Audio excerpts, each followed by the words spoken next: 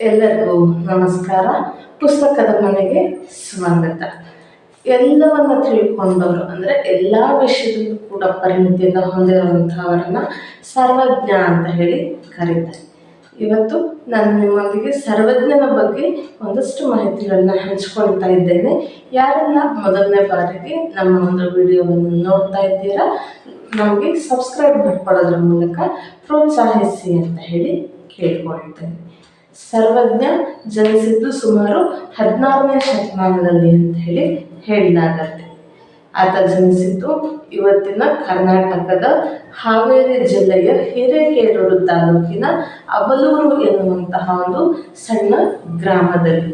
ಅದು ಇವತ್ತು ಸರ್ವಜ್ಞನ ಅಬಲೂರು ಅನ್ನುವಂಥದ್ದನ್ನೇ ಒಂದು ಹೆಸರನ್ನ ಅದು ಪ್ರಸಿದ್ಧಿಯನ್ನು ಪಡ್ಕೊಂಡಿದೆ.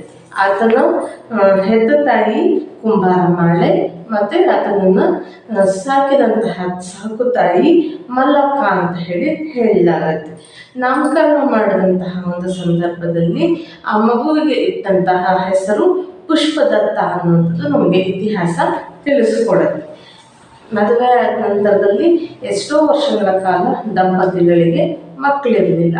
ಹಾಗಾಗಿ ಕಾಶಿ ವಿಶ್ವನಾಥನ ಒಂದು ಆಶೀರ್ವಾದದಿಂದ ಜನಿಸಿರುವಂತಹ ಮಗು ಇದು ಅನ್ನುವಂತಹ ಒಂದು ಪ್ರತೀತಿ ಕೂಡ ಇದೆ. ಸರ್ವಜ್ಞ ಅಂತ ಹೇಳಿದ ತಕ್ಷಣ ಆತ ಎಲ್ಲವನ್ನು ಕೂಡ ತಿಳ್ಕೊಂಡಿರುವಂಥವನು. ಎಲ್ಲವನ್ನ ತಿಳ್ಕೊಳ್ಳಿಕ್ಕೆ ಆತನ ತಂದೆ ತಾಯಿಗಳು ಆತನಿಗೆ ಸಾಕಷ್ಟು ಸಹಕಾರವನ್ನು ನೀಡ್ತಾ ಹೋಗ್ತಾರೆ. ಎಲ್ಲ ಥರದ ಗುರುಮೂಲಗಳಿಂದಲೂ ಕೂಡ ಮಗುವಿಗೆ ವಿದ್ಯಾರ್ಜನೆಯನ್ನು ದಾನವನ್ನು ಮಾಡ್ತಾ ಹೋಗ್ತಾರೆ.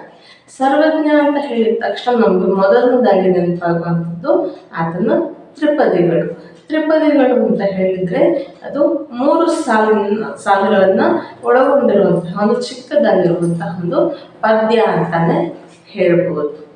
ಆತ ಲೆಕ್ಕವಿಲ್ಲದಿರುವಷ್ಟು ತ್ರಿಪದಿಗಳನ್ನು ಕೂಡ ರಚನೆ ಮಾಡಿದ್ದಾನೆ.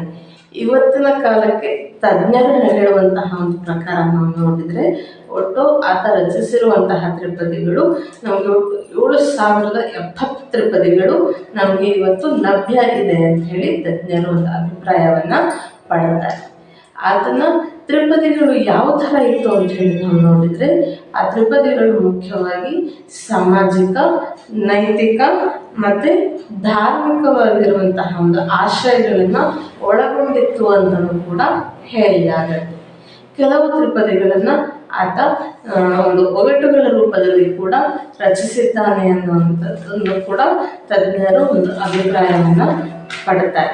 ಆತನ ಕೆಲವೊಂದಷ್ಟು ತ್ರಿಪದಿಗಳನ್ನ ನಾವು ನೋಡ್ತಾ ಹೋಗೋದಾದ್ರೆ, ಮೂರ್ಖಂಗೆ ಬುದ್ಧಿಯನ್ನು 100 ಕಾಲ ಹೇಳಿದರು, ಗೋರ್ಕಲ್ಲ ಮೇಲೆ ಮಳೆಗರೆದರೆ ಆ ಕಲ್ಲು ನೀರು ಕುಡಿಯುವುದೇ ಸರ್ವಜ್ಞ.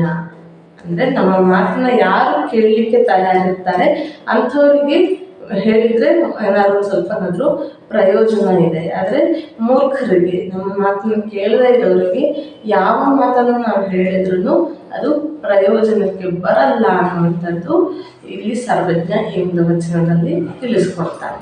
ಇನ್ನೊಂದು ತ್ರಿಪದಿಯನ್ನು ನಾವು ನೋಡ್ತಾ ಹೋಗೋದಾದ್ರೆ, ಸರ್ವಜ್ಞನೆಂಬುವನು ಗರ್ವದಿಂದಾದವನೇ ಸರ್ವರುಳು ಒಂದೊಂದು ನುಡಿಗಲಿತು ವಿದ್ಯೆಯ ಪರ್ವತವೇ ಆದ ಸರ್ವಜ್ಞ. ಸರ್ವಜ್ಞ ಅಂತ ಹೇಳಿದ್ರೆ ಆತ ಒಂದೇ ದಿವಸದಲ್ಲಿ ಸರ್ವಜ್ಞ ಆದವನಲ್ಲ. ಪ್ರತಿಯೊಬ್ಬರಿಂದಲೂ ಕೂಡ ಒಂದೊಂದು ರೀತಿಯಾದಂತಹ ವಿಷಯವನ್ನು ತಿಳ್ಕೊಂಡು ಆತ ನಾನು ಸರ್ವಜ್ಞ ಆಗಿದ್ದೇನೆ ಅಂತ ಹೇಳಿ ಹೇಳ್ಕೊಳ್ತಾನೆ. ಅಂದರೆ ಸರ್ವಜ್ಞ ಆದವನಿಗೆ ಯಾವತ್ತಿಗೂ ಕೂಡ ಗರ್ವ ಅನ್ನುವಂಥದ್ದು ಇರಬಾರ್ದು ಅನ್ನುವಂಥದ್ದು ಈ ಒಂದು ತ್ರಿಪದಿ ನಮಗೆ ತಿಳಿಸ್ಕೊಡುತ್ತೆ. ಸರ್ವಜ್ಞ ತ್ರಿಪದಿಗಳು ಇವತ್ತಿಗೂ ನಾವು 21ನೇ ಶತಮಾನದಲ್ಲಿ ಬದುಕ್ತಾ ಇದ್ರೂ ಕೂಡ ಆತನ ತ್ರಿಪದಿಗಳು ಇವತ್ತಿಗೂ ಕೂಡ ಪ್ರಸ್ತುತವಾಗಿರೋದನ್ನು ನಾವು ನೋಡ್ಬೋದು. ಸಾಮಾಜಿಕವಾಗಿ ಏನೇನೆಲ್ಲ ಅಂಶಗಳು ಇವತ್ತಿಗೂ ಕೂಡ ನಡೀತಾ ಇದೆ, ಆ ರೀತಿಯ ಅಂಶಗಳನ್ನು ಇಟ್ಕೊಂಡು ಸುಮಾರು 500 ವರ್ಷದಿಂದಲೇ ಬದುಕಿದ್ದಂತಹ ಸರ್ವಜ್ಞ ಎಲ್ಲರಿಗೂ ಕೂಡ ಅನ್ವಯ ಆಗೋ ರೀತಿಯಲ್ಲಿ ತ್ರಿಪದಿಗಳನ್ನು ಅವತ್ತು ರಚನೆಯನ್ನು ಮಾಡಿಕೊಟ್ಟಿದ್ರು.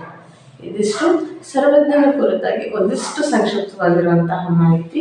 ಮುಂದಿನ ವಿಡಿಯೋದಲ್ಲಿ ಇನ್ನೊಂದು ಮಾಹಿತಿಯೊಂದಿಗೆ ನಿಮ್ಮ ಮುಂದೆ ಬರ್ತೇನೆ. ಅಲ್ಲಿಯವರೆಗೂ ನಮ್ಮ ವಿಡಿಯೋಗಳನ್ನು ನೋಡ್ತಾ ಇರಿ. ನಮಸ್ಕಾರ.